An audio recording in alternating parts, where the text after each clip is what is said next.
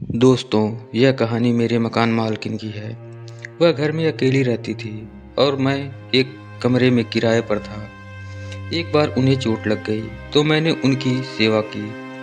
दोस्तों, आज आप लोगों को लिए एक और कहानी लेकर आया हूँ। तब मेरी पढ़ाई हो चुकी थी और मैं नौकरी ढूंढ रहा था और मैंने एक प्राइवेट कंपनी में सेल्स की जॉब कर ली। तभी मेरे मकान मालिक के लड़के की शादी तय हो गई, तो मुझे रूम छोड़ना पड़ा और मैं रूम ढूंढ रहा था। तो मेरे एक दोस्त ने एक रूम बताया और मैं वहाँ कमरा देखने गया तो वहाँ एक लड़का मिला। उससे मेरी बात हुई। उसने कहा रूम है और सेपरेट है। तब उसने रूम दिखाया और बात पक्की हो गई। तभी उसकी माँ भी आ गई और उनसे भी हमारी बातें हुई। लड़के ने अपना नाम शिवम बताया। उसने मेरे और मेरे परिवार के बारे में पूछा, फिर अपने परिवार के बारे में बताया। शिवम ने बताया कि उसके पिता नहीं हैं, एक बहन है जिसकी शादी हो गई है। शिवम सूरत में जॉब करता है और अभी छुट्टी लेकर आया है। उसकी माँ अकेली रहती है। उसने कहा तुम यहाँ रहोगे तो मेरी माँ को भी कुछ सहारा मिल जाएगा। मैंने कहा तुम चिंता मत करो, अब मैं आपको उसकी माँ के बारे में बता दूँ। तो मेरी मकान मालकिन है। वह एक हल्के सांवले रंग की महिला थी। उनकी उम्र करीब 45 साल, कद करीब 5 फुट, लुभावना चेहरा था, पर वह नेचर से कड़क थी। मेरे दिमाग में उनके बारे में कुछ भी नहीं था, पर मैंने देखा कि पड़ोस के कुछ लोग उन्हें बहुत देखा करते थे और बात करने का बहाना ढूंढते थे, पर वह किसी को अपने पास भटकने भी नहीं देती थी। उनका संबंध मेरे साथ कैसे हुआ मुझे समझ नहीं आया। इसे इत्तेफाक कहें या मेरी किस्मत, जो मुझे मकान मालकिन का प्यार मिल गया। अब आगे की कहानी पर बढ़ते हैं। करीब 2 महीने पहले निकल गए थे मुझे उनके घर में रहते हुए, और मुझे उनसे डर लगता था, क्योंकि कभी कोई गलती होती तो वह मुझे डांट दिया करती थी, जैसे लेट आना या कोई दोस्त को ज़्यादा देर तक रूम में रहने पर। उनसे मेरी कम ही बात होती थी। गर्मी के दिन थे और रात में मुझे गर्मी लग रही थी, तो मैंने अपने सारे कपड़े उतारे और खुला बदन ही सो गया। सब दरवाजे बंद थे पर खिड़की खुली थी। सुबह सुबह मैं अपनी मामी को याद कर रहा था। फिर मैं उठा, टॉयलेट किया और फ्रेश हुआ। उसके बाद काम पर चला गया। उसी शाम सालू जी, जी हाँ, शायद मैंने आपको उनका नाम नहीं बताया, उनका नाम सालू है, मुझे बुलाया और कहा, एक बात बोलूं, तुम्हें गर्मी बहुत लगती है क्या? मैंने कहा जी हाँ। फिर सालू जी ने कहा, तुम शिवम के कमरे का कूलर उठा लो। मैंने कहा जी। मैंने कूलर उठाया और अपने कमरे में रख लिया, पर मैं रोज ही अंडरवियर में सोया करता था और कभी मामी तो कभी आंटी को याद करता था।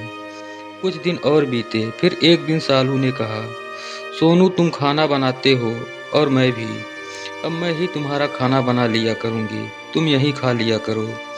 मैंने कहा ठीक है, पर आप परेशान होंगी। तो उन्होंने मुस्कुराते हुए कहा, साथ में बनाएंगे। मुझे कुछ समझ में नहीं आया कि वे हंसी क्यों। अब हम साथ में खाना खाने लगे और अब हम घुल मिल भी गए थे, तो बातें भी होने लगी और समय निकलता गया।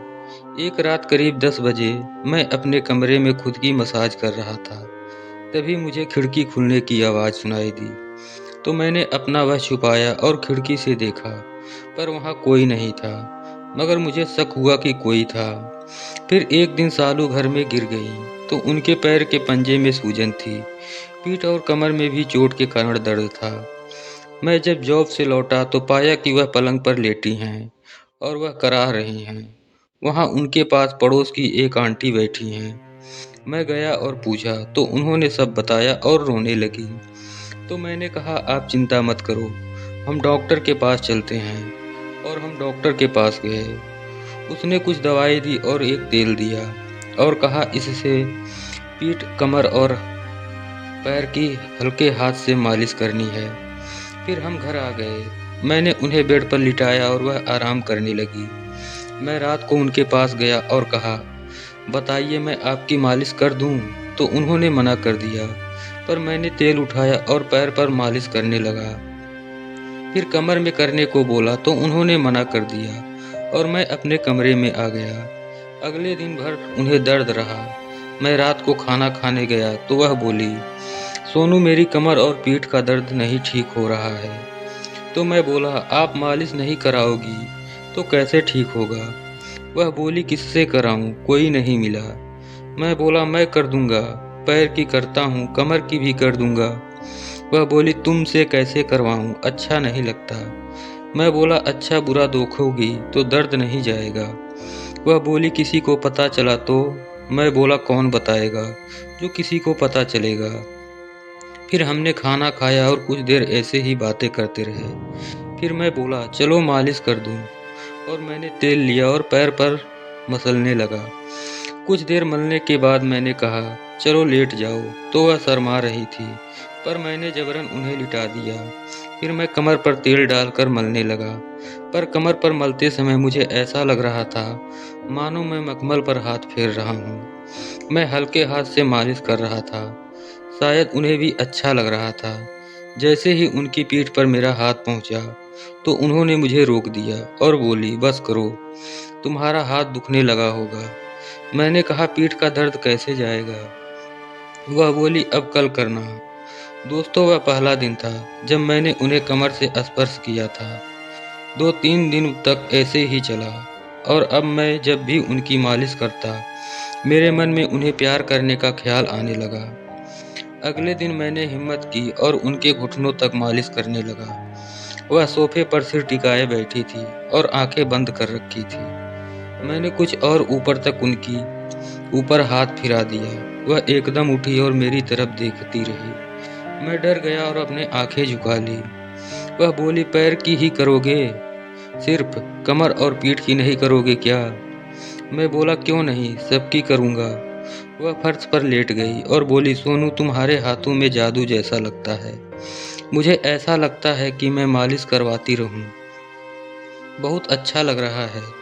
मैं बोला, आप कहो तो पूरे की मालिश कर दूं, और भी अच्छा लगेगा। वह बोली, पूरे की मतलब? मैं मतलब आपके शरीर की। वह यह सुनी और हंसी और बोली, अच्छा तो सच में लगेगा, पर क्या तुम कर पाओगे? मैं बोला, आप बोलो तो। वह बोली, चलो करो, देखे तुम कितना सुख देते हो। मैं तो इतना ही चाहता था। फिर मालिश का खेल शुरू हुआ। मालिश करते करते वह सब भी हो गया। उसके बाद हम दोनों नहा धो के फ्रेश हो गए। उसने खाना लगाया और हमने खाना खाया। हम खाना खाकर बेडरूम में आ गए।